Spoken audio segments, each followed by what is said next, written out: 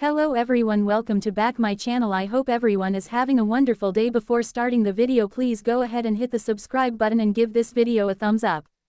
The Young and the Restless spoilers for the week of May 5 to 9 imply that Phyllis Summers, Michelle Stafford, will vow revenge against Billy Abbott, Jason Thompson. As it stands now, she's upset about being fired from Abbott Communications. However, when she finds out Sally Spectra is the one who is replacing her, she'll lose her mind and be ready to lash out. How can Phyllis destroy Billy? Here are 3 ways. 1. Align with the Newmans.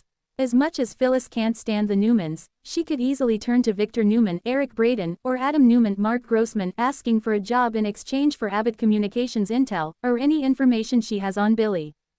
She could align with either the mustache or Adam, or both, to form a solid plan of attack against him and his company to ensure his downfall. 2. Scheme to break Silly up. Phyllis will be very upset at the idea of Billy replacing her with Sally. Fans know that Phyllis still has feelings for her ex, and mere months ago, the night before she got kidnapped, Phyllis fantasized about a reunion. So, while she will hit the roof once she learns about Sally's new job, she may decide to calm herself down and decide on a scheme to break Silly up, which could kill 2 birds with 1 stone, ruining Sally's love and business life, while also reuniting with Billy. Phyllis can be quite the seductress when she wants to be, and as Billy doesn't hate her, he may fall for her trap. 3. Ruin Abbott Communications, from the inside. Speaking of Billy caring for Phyllis, if she plays her cards right, he may agree to offer her another job at Abbott Communications. Billy feels bad for the position Phyllis is in, and while he doesn't feel comfortable with her leading the company, he may decide to give her another position. Could she sabotage the organization from the inside? At the very least, she may decide to tamper with Sally's role to prove a point. Either way, this could mean bad news for Abbott Communications and bad news for Billy. Are there any other ways Phyllis could ruin Billy's life? Drop a comment below. Watch the CBS soap daily to catch all the drama in Genoa City and visit this site often for the best Young and the Restless news, updates, and spoilers. Introduction. In the whirlwind world of the Young and the Restless, drama is currency and emotional warfare is as strategic as a corporate takeover.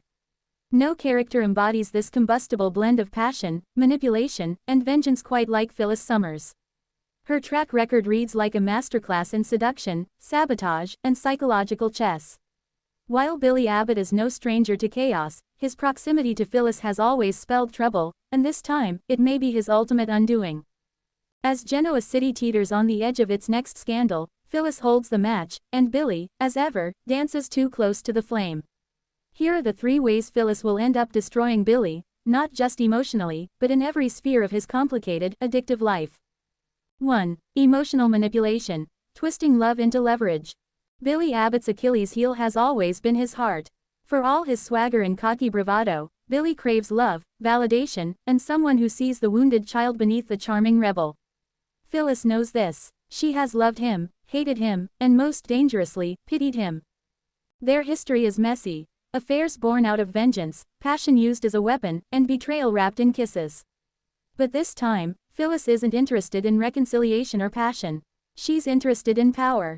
Imagine this. Phyllis reinserts herself into Billy's life under the guise of closure.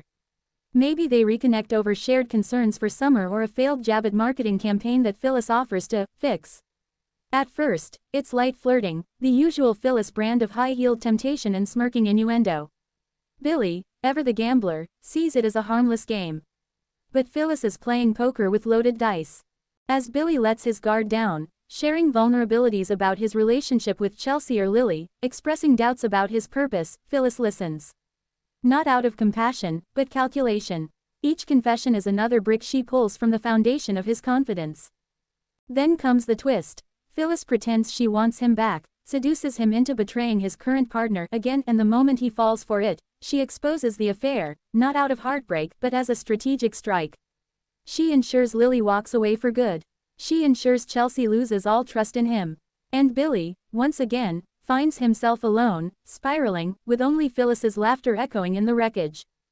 2. Corporate warfare. Undermining Billy at Chancellor Winters.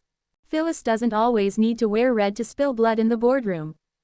Her past with tech startups, her involvement with the Grand Phoenix, and her connections in Genoa City's digital underworld give her every weapon she needs to sabotage Billy's career.